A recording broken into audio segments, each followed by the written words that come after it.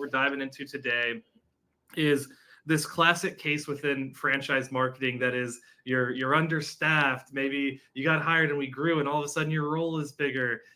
Something that I'm sure as I'm saying that people are nodding their heads. But for those who don't know, you have got with you here myself, Paul Ehlinger. I am the founder and CEO of a company called Flamel AI. And then we've got Ethan Grob, who is the co-founder and CEO of Another Nine. Ethan, if you want to give your quick background to folks. Sure. It's great to be with everybody today. Like Paul said, co-founder and CEO of Another Nine. Started this company a couple years ago with my co-founder Brett, with the simple idea that we were both two dads just looking to play more golf. So we are an emerging franchise brand. My background professionally spans across consulting, data analytics, retail, tech, but all kind of at the center of taking a digital experience and translating it into a physical one. So it's great to be here together. Ethan, thanks for joining us and then slipping away again. But we'll move on through here to Alex Russo. Learned today Alex Russo is also a Disney character by the name of Alex Russo. So maybe clarify, which one are you, Alex? I'm not Selena Gomez. Okay. I don't know if that's obvious. In case it wasn't. But nice to see everybody. Very happy to be here. I am a fractional chief marketing officer. I've been in franchising for going on 7 years. And about 2 years ago, I got the chance to kind of go out on my own as a consultant. That turned into fractional work. So I partner with franchise brands of all sizes who need a little organizational help, setting up their programs, getting immersed with their teams. And then I also recently launched a social media growth strategy plan. So within 30 days, I help people actually create a strategy for their social media because I know how hard it is just in general and especially in a franchise system. And so that takes away the complication.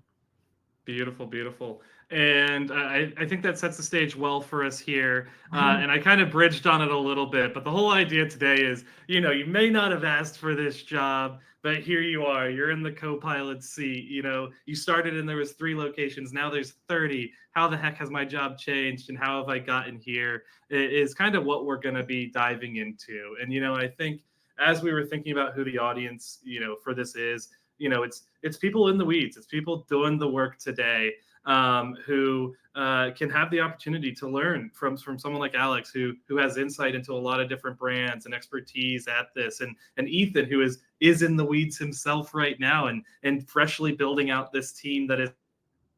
And so we're looking forward to it. And as a reminder, with your sign up, there is a resource guide that's going to be going out to you. And so that'll, cover some of the stuff we've talked about today. And I believe, Alex, you're in there as well. And it's a really great tool to kind of help you think through a scalable franchise growth plan as marketers. But getting into the first topic, basically, how can we lead like a CMO even if we don't have the mindset? And Alex, I think I want to pose that to you to kind of kick us off down this conversation. Yeah, I think it's about figuring out what is going to make your life easier a little bit. And by that, I mean a more streamlined brand. So I think it's really taking yourself kind of as high level as possible and beginning to think in terms of different stages of customer growth, customer journey, and retention, all that good stuff. So I think a lot of it comes with kind of unexciting things. Like, are you actually set up? Is your point of sale set up correctly so that you can understand every single step of the way? That you, like, for example, I worked at a brand where we couldn't actually receive back the confirmation that somebody had booked an appointment. It wasn't set up for that. It was set up as like an iframe. That was a mess. So we never really had insight for a while as to how we were doing. And that throws everything out of whack. And it means that you're going to waste a lot of time.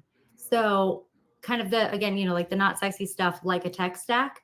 Same with CRM. I think a lot of brands kind of understandably sign up for the things that are going to be really cost efficient. And that, I get it.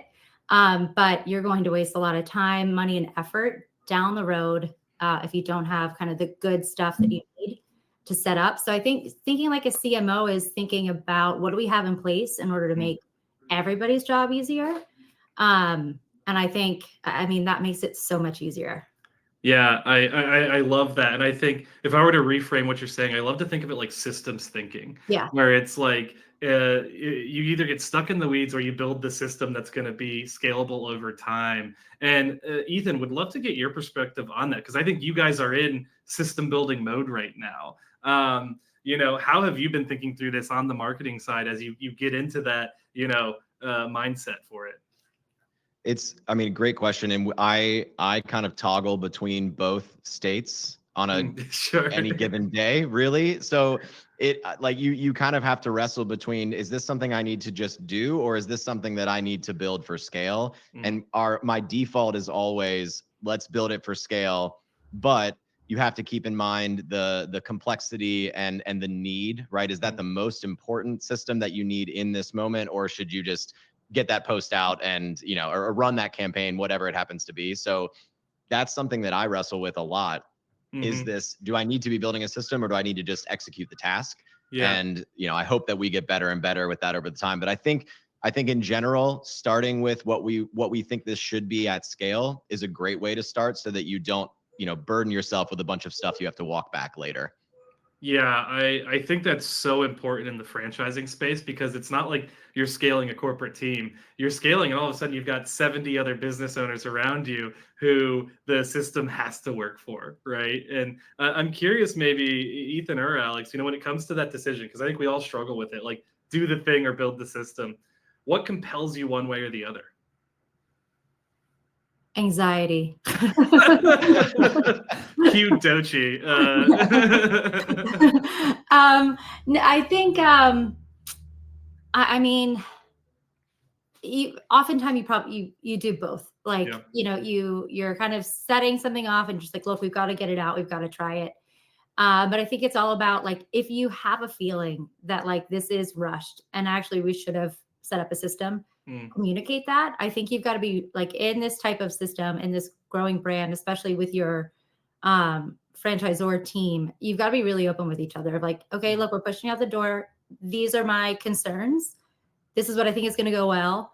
This is how I think we will do it better with the system. So it's kind of working in parallel and never really, I mean, this goes for any job, being really realistic with what you promise the outcomes will be, but kind of proving it in the meantime why a scalable system was the way to go. But if you're going to hold up work and you think you can't get a result on something by, moving forward with the campaign, then yeah, you should launch it. But yeah. But yeah. I love that. And maybe, powering through here again, Ethan, coming back to you with this idea of empowerment, right? And I think a beautiful thing about franchise systems is there are a lot of people that get involved, and it's, I think, your job, as the CEO of a franchise to figure out how to empower those people to contribute and to do the thing to build the system. How are you thinking through that as you are? I think the last we talked to you, you've sold 25 territories. Like you're going fast now. You're growing quick. Like what's that looking like for you? Yeah. So, I think and Paul, you and I talked about this early on before we sold our first territory. Yeah.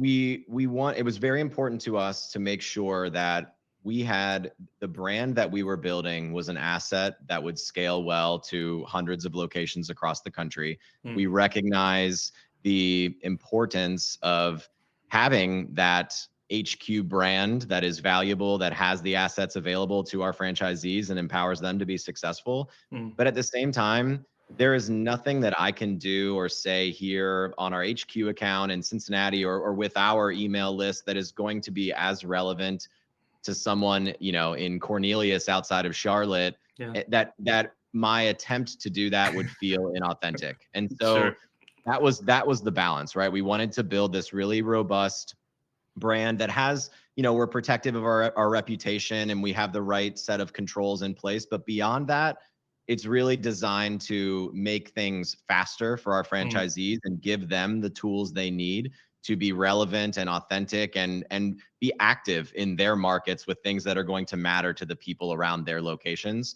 Yeah. So that's a balance, I think every franchisor probably struggles with. And there's some people that go all centralized and there's some people that are completely decentralized with very little structure. I'd say we fall somewhere in the middle and hopefully for all the right reasons. Yeah, no, I love that. And I think Alex, just given your company's name, Alex the CMO, I don't know what's more authentic than that. Like, I'm curious, building off of Ethan, how are you, working with brands to drive that authenticity forward?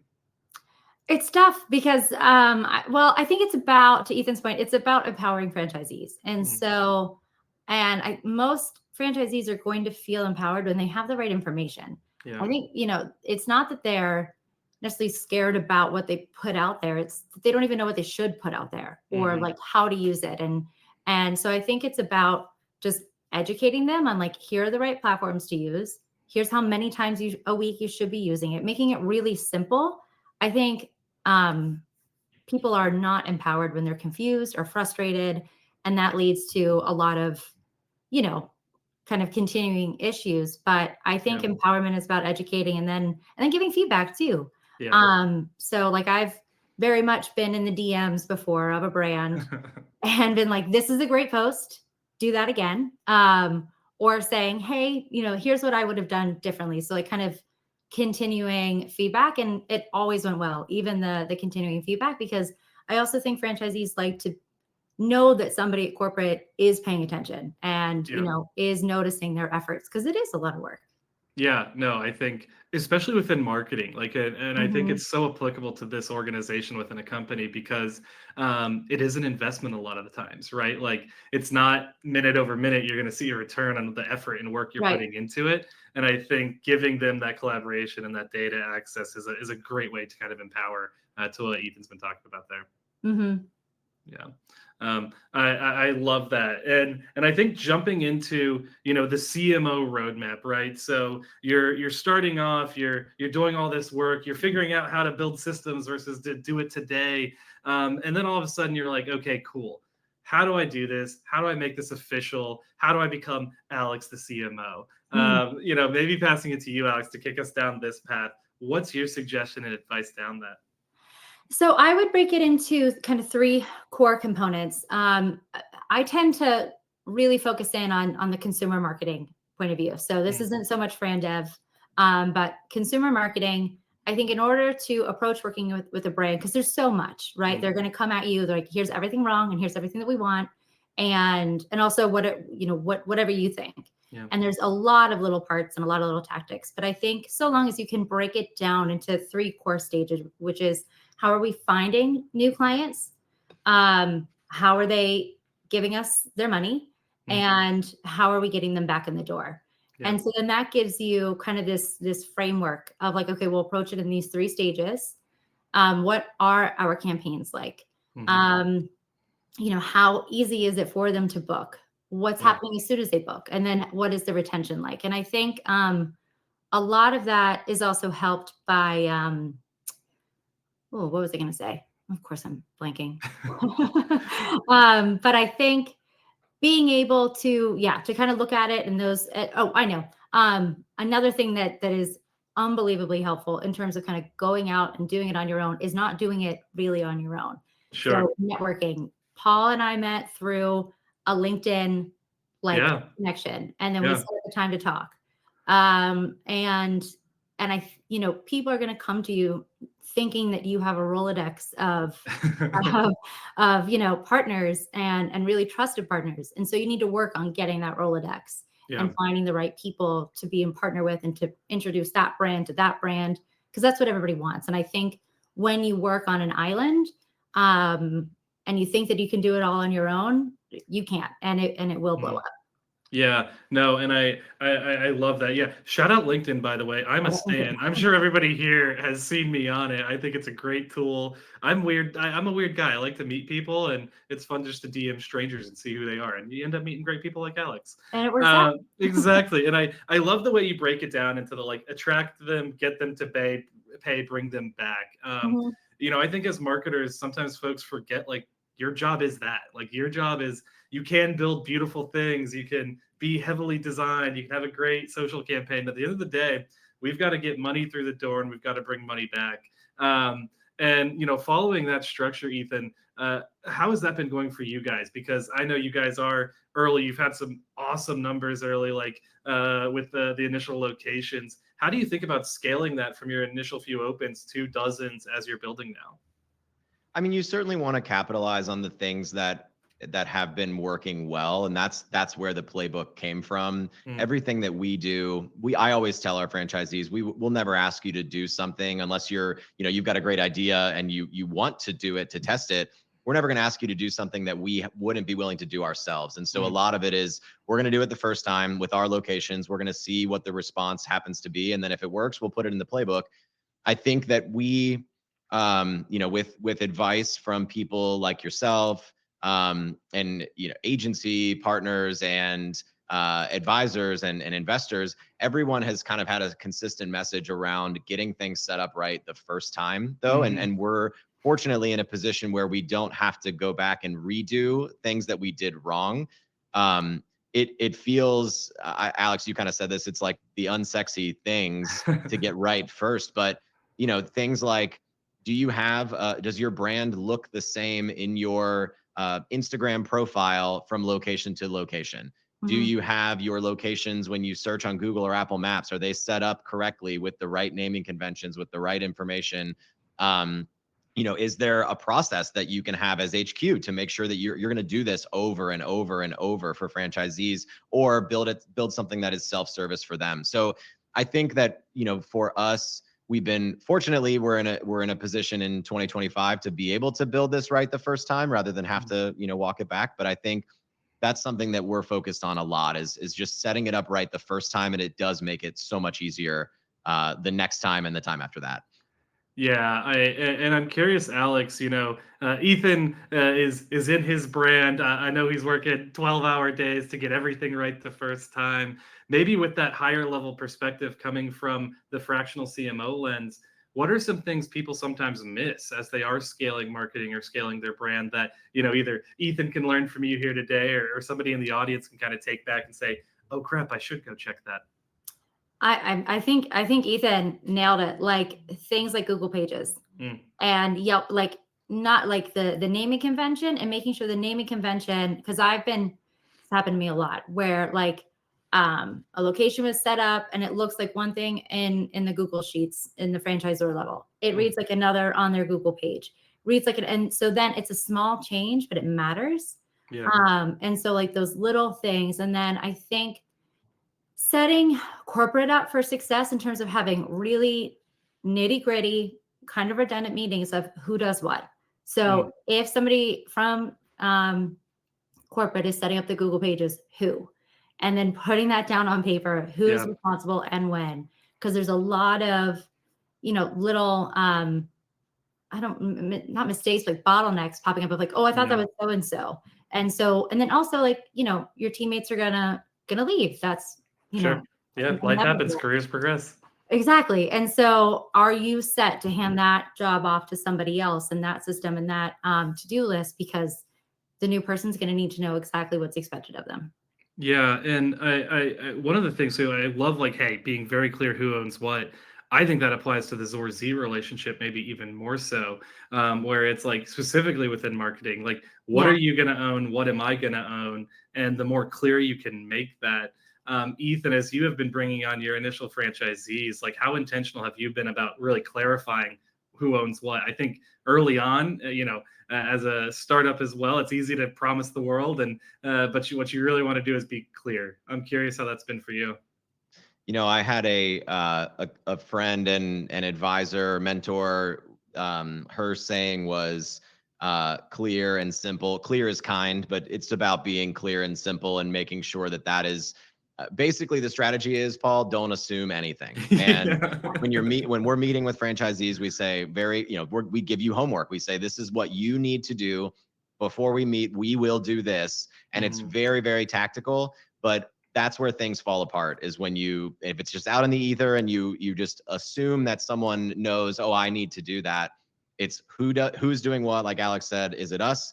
Is it you? And let's set a date. It's like the it's management 101 type of stuff, right? Get a commitment for a date, be very clear on who's doing what, set a deadline, and then hold each other accountable to hitting it. You can do that, as tactically as you want to be, but it is really, really important, even though it feels very, minute. Yeah, no, I love that. And honestly, you breached the next topic perfectly by saying clear is kind. You know, we've got success as more clarity here. And I think it leads us right into to you, Alex. And I think one of the things that's hard is as you grow, these data systems get massive at times, right? And like marketers aren't necessarily data scientists. Like I know, Ethan, you've got a great background in data analytics. So maybe that's an unfair advantage. Shout out another nine if you want a data-driven franchise there.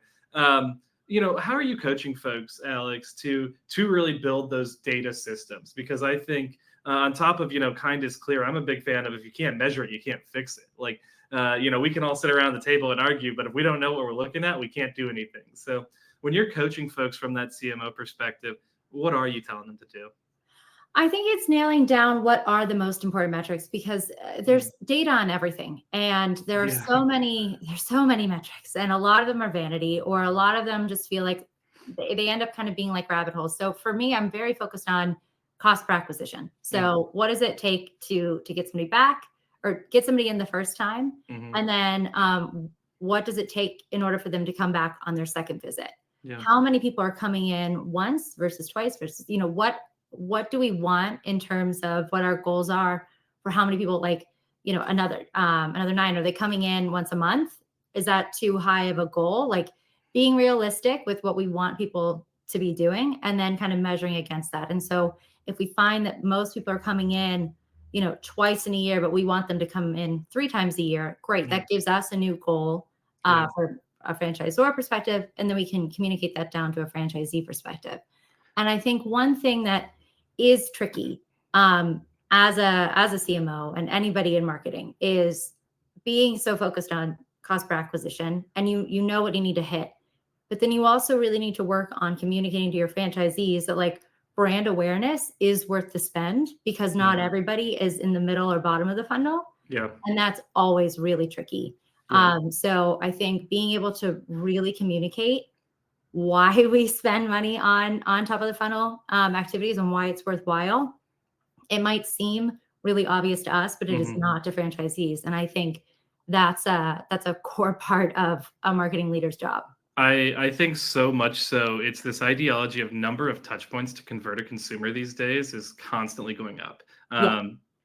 And if you in the magical world, you put up a post, they click on your profile, they book a round at another 9, and then they're a loyal member for life. But like that probably doesn't happen 90% of the time. You gotta build that into it and keep growing from there. Ethan, I'm curious for you guys, and sticking on the marketing side, what are your key metrics? Like as a rising franchisor, what are the 3 things you're looking at every week?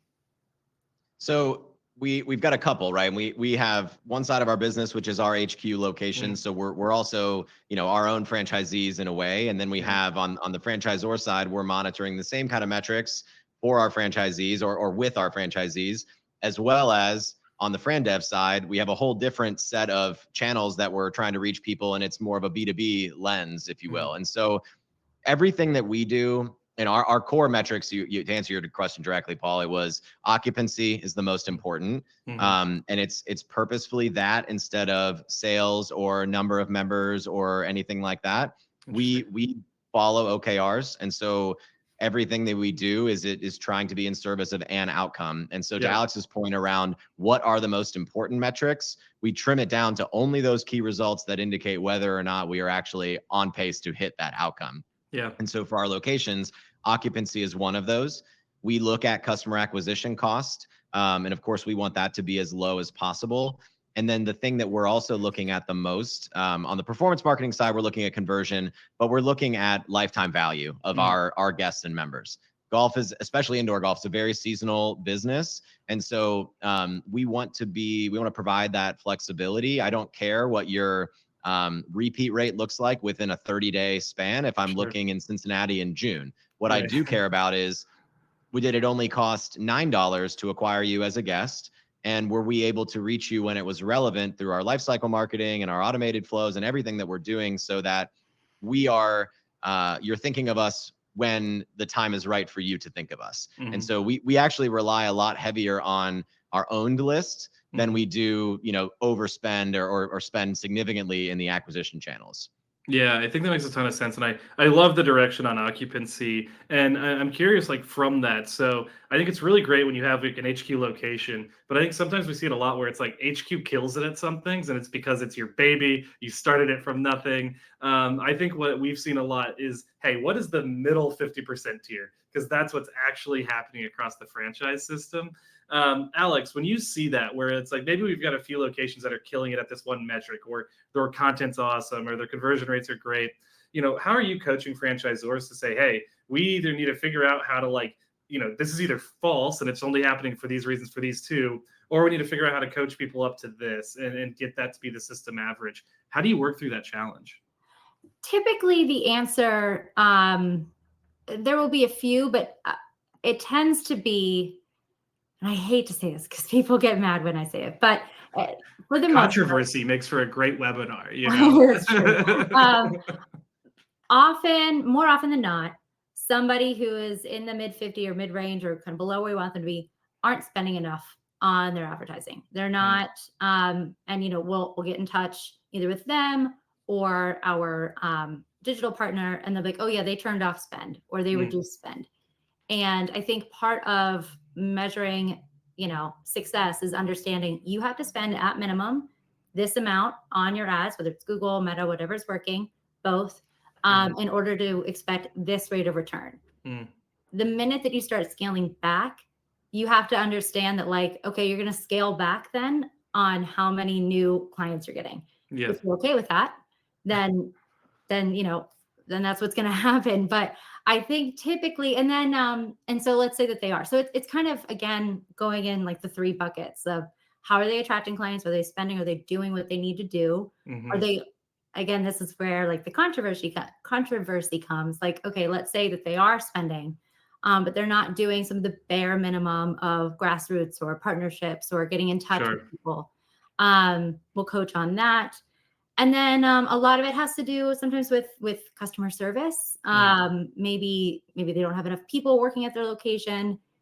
We'll find out that maybe there was some issues with a client. There are a couple bad reviews. So it tends to be, more often than not, it's rare that somebody's doing all the right things. Yeah. But if they are doing the right things, and that creates a whole new conversation of like, okay, how can we test something new? So I think it's first checking, like, are you doing the way that, our method, the corporate method for success? And if you are, and it's still not working, it's time to think of something new and specific for you.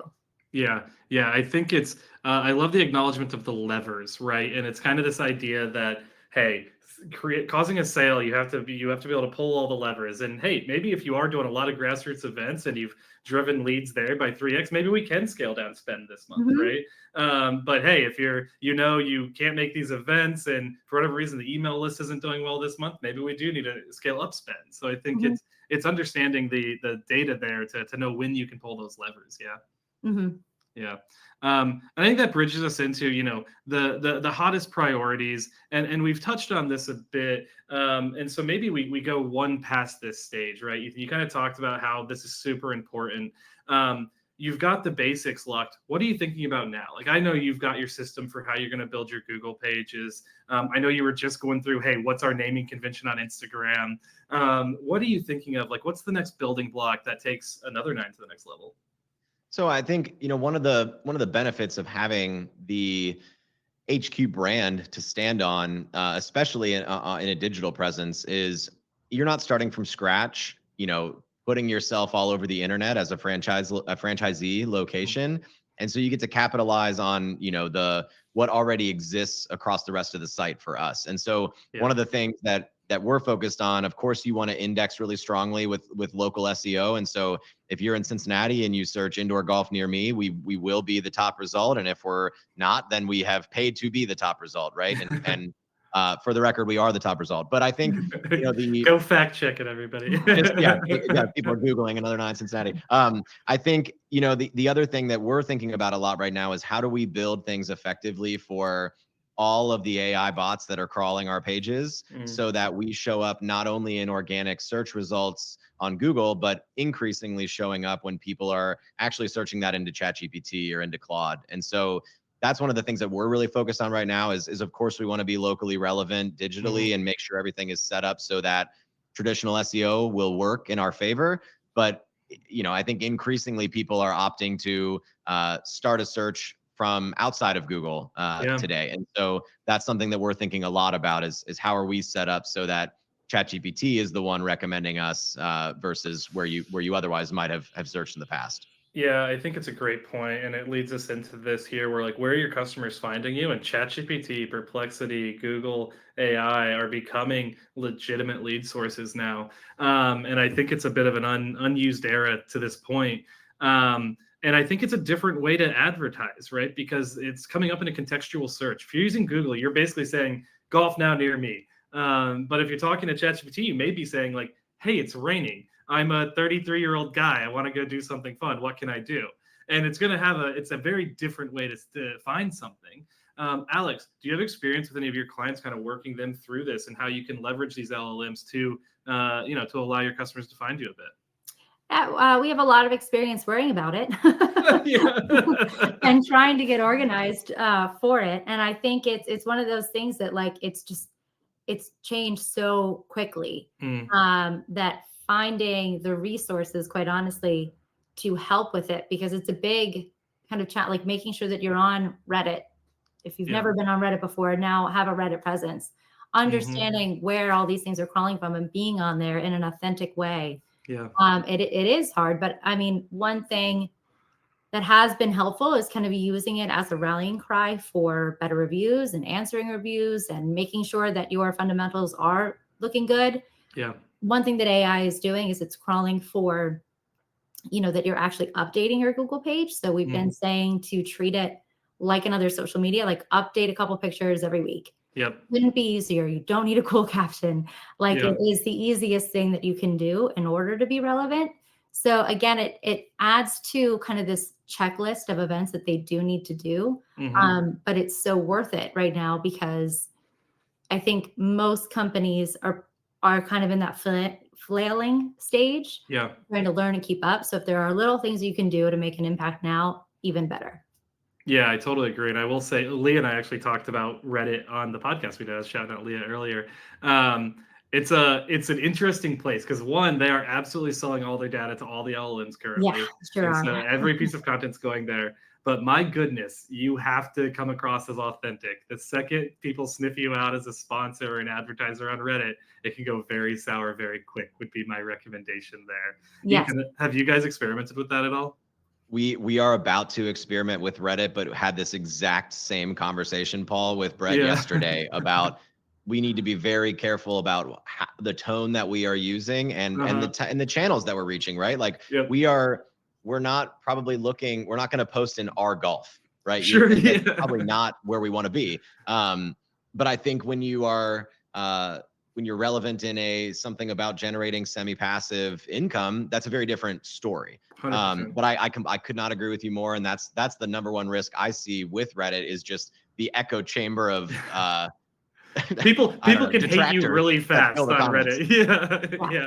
It's I used it early when I started Flamel, and I would do two things. One, I would go to like our social media marketing or our social media, and whenever people were talking about like a problem that we addressed, I'd just be like, oh, here's how I'd solve it, right? But I was doing it under like our username for Flamel, and so they weren't really seeing me as advertising. I was just offering them advice, right?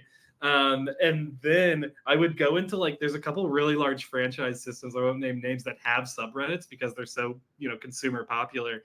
And it was interesting. I connected with a few like VPs of social media via that because I would DM their Reddit page and be like, hey, I noticed like 70 people complain that their local store's social media is just corporate being broadcasted. Like, have you guys thought about how you can fix that? And it was a 1-to-1 rate of people who would respond because I don't think people like use Reddit as a B2B tool currently.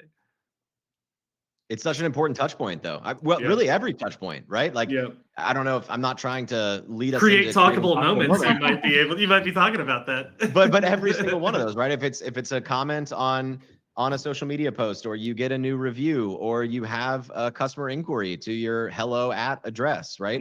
I think all of those are moments for you to create a differentiated experience simply by even responding in some cases, right? Yeah. Like being responsive and hearing your customers and interacting with them on a variety of different platforms in a consistent tone Yeah. is a really awesome and pretty refreshing way to engage with a brand as a consumer.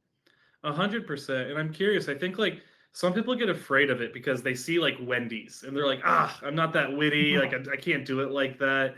Alex, how do you coach people to engage in these like spontaneous moments, in a consistent way that, you don't have to be Wendy's. You don't have to have the best zinger to comment on the top post on all of the internet.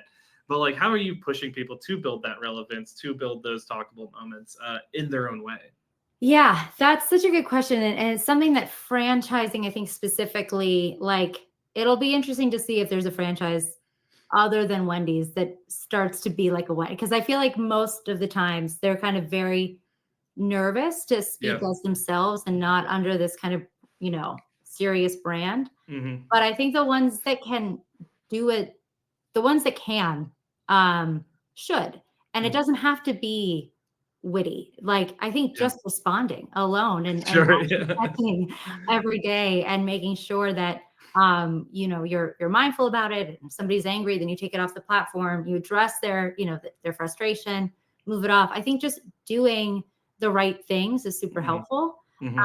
Clearly. And I think that's step one, because forever that's been a to-do that not everybody is doing. And then I think the brands that will set apart, I mean, people want that type of connection with a brand these days, and I think they expect it. And social media doesn't have to be, and it really shouldn't even be, look at us, we're so great, buy, all of these different things.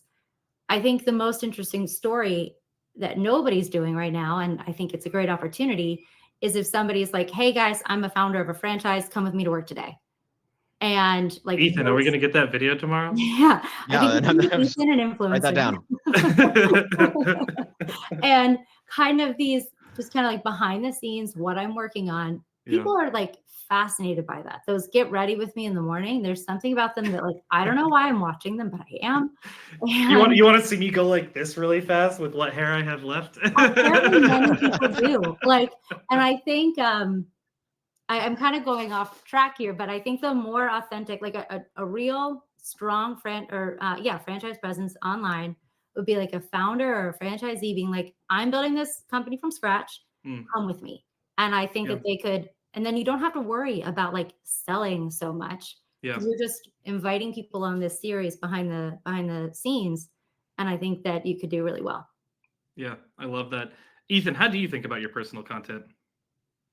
I think it varies, but personal content or brand content. I think, as a representative of our brand. 1 and 2 almost, I think they're the same. Yeah, exactly. I think about it, I try to make sure that it's, when I'm the one saying something for Another 9 HQ, that it's not just Ethan, it's, on behalf of the brand. But I think it varies by channel, really. Like on TikTok, we're a lot more, snarky, witty, that type of engagement. And then a little bit more casual on Instagram, a little bit more, I don't know, formal is probably not the right word, but Facebook's very different than email. The way we talk about it on our website is it, so I think it varies. We really are in a phase where we're testing everything, testing channels, testing messaging, testing form factor, testing really anything. And not to bring us back to the first point, but until we know what is going to work and what's going to resonate and what style is going to land. My take is just throw spaghetti at the wall and just make sure that it's set up to be measured so that we have good data coming out of it and we know what we can double down on. Yeah. No, I think it makes a ton of sense. And also maybe talk to folks like Alex, who, maybe you only have to throw half as much spaghetti because you got some good advice from somebody who's done it before. And I think, Ethan, your point of testing, I think that's a great way to do it and to view it. So people get really frustrated. They're like, nothing's working. It doesn't work for me. Like, don't look at it. Like, there's no end. Sorry. Like, bad news, but there's no end. And so instead, like, try like 2 different types of content 1 month, try, 2 more, like a long form video or kind of lo-fi or some memes, like see what works, give it a go. And then test it out some more, and just kind of view it as that versus like this thing that like needs to be solved. It's not about solving it. It's about finding what's going to be right and best for you. I love that. And you saying lo-fi just made me think, Ethan, I'm picturing a lo-fi beats to hit golf balls to live playlist on YouTube, like the lo-fi beats to study to. I think there's an opportunity there. Paul, I've got an hour after this. We can Let's make go that set up. happen. Let's go build a playlist. And I know we're coming up to time, so I wanted to close into this last idea here. And it's kind of this life cycle marketing, and how we've built that into real life wins. I'm curious from both of you, brag a little bit. Like what are these kind of tactics and tools you guys have used that have worked for you? And I think that's a good message to leave with people because it's something that you've tactically done that they can go do themselves. Ethan, kick us off first. Sorry, Sure. Yeah. I should say somebody. I think going back to one of the things that you said earlier, Paul, rarely do customers behave exactly like you want them to. You build this funnel and you're like, first you're going to see this ad, then you're going to visit the site, then you're going to convert, and then you're going to, you'll be the best customer you've ever had. I do think though that seeing that type of behavior and how people engage with us, where they're finding out about us, and then understanding the analysis behind like what drove them and what gets them to come back. I guess a win that I will say for our lifecycle marketing, this just happened a few weeks ago. We had someone who we offer an always on 25% off your first reservation trial, and you get that by joining our loyalty program, which is free. So this person signed up for our loyalty program. When they do that, they indicate their golf skill level, and she must have indicated more on the beginner side. And so that triggered a lifecycle email that said, hey, did you know that we have lessons? So she used her 25% off. The next week she booked a lesson. 2 days after her lesson, it was her second booking within a short amount of time, and we sent her an automated email that said, hey, did you know that there's a lot more value in the membership? You would get 5 extra hours versus what you've already spent. The next day she bought an annual membership, and it was like the perfect articulation of this flow that we had built, and it actually worked, and it manifested itself into something that was a very, very high value customer. This is no joke, not a coincidence. She is currently playing right now at our Columbia location. Shout out random golfer. That's awesome. Yeah. Thanks for being there, Esther. That's so cool. I love that. Man, this is gonna be great. You got to put this into like a clip of the email that's then a part of her next. She's gonna be a member for life. Yeah, definitely. Really personalized. Yeah, I love that. And Alex, how about you? And for yourself or for a client, obviously, I think we could open it up a bit for you. Yeah, I mean, I should absolutely do it for myself. Please, yeah. Right. I mean, you did just say you just signed 2 clients in 3 days. So how do you do that? That's the real question. Just wow them.